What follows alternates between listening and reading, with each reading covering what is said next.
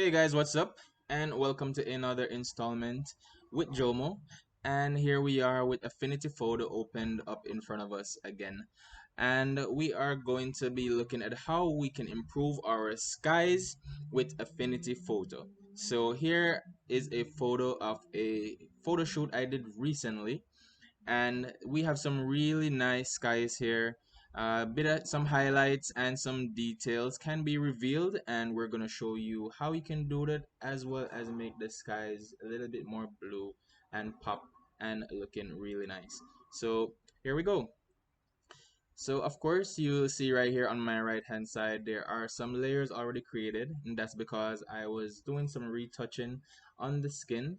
That is something that we looked at in our previous video. I will put a link in case you want to check that out in the descriptions. Alright, so here we go.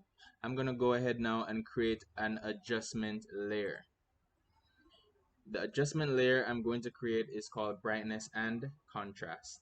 This layer allows you to brighten your images if you want to, if you bring the slider forward, or you can darken the image using just the brightness slider. All right, the contrast slider as well does something similar, but in the opposite directions. So when I bring the contrast slider up to 100%, the photo looks a lot darker, mostly around the subject. And when I bring the contrast slider down, you'll realize that the entire photo loses a bit of punch or color, right? So how are we gonna affect the skies now? So my technique is pretty simple. I'm gonna bring the contrast slider up a bit, not too much, just a bit. 40 is good enough for me. And then we're gonna bring the brightness slider down, and you can see that the details in the sky have been revealed.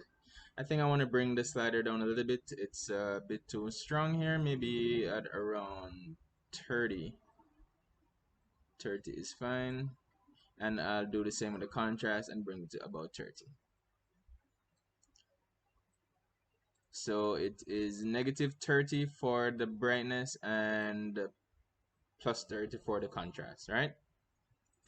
But now you're looking at it and you're like, man, the photo looks a bit weird. Yes, it does. So how can we affect the changes only to the sky?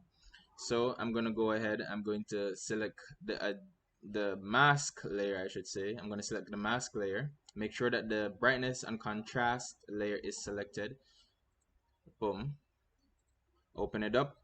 The mask layer is selected. I'm gonna go over to our handy dandy paintbrush.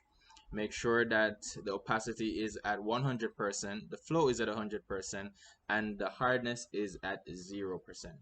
Right? Then I'm going to go ahead now and select the white, because white reveals.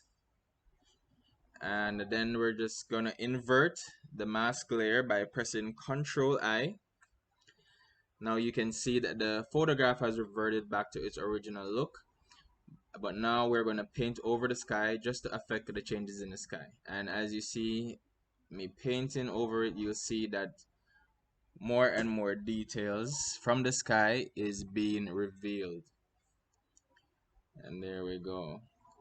And this time the effect changes are just only being made to the sky.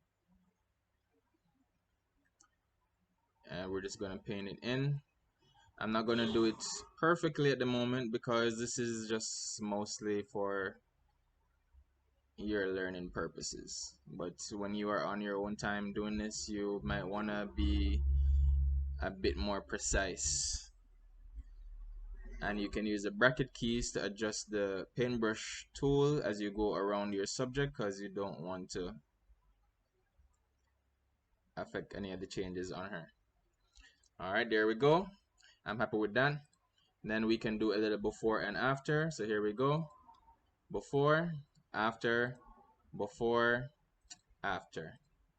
And that is looking much better than it was. Thank you for checking out my video another week. If you stay to the end, I really appreciate it, and hope that you will continue to tune into more of my videos into the future.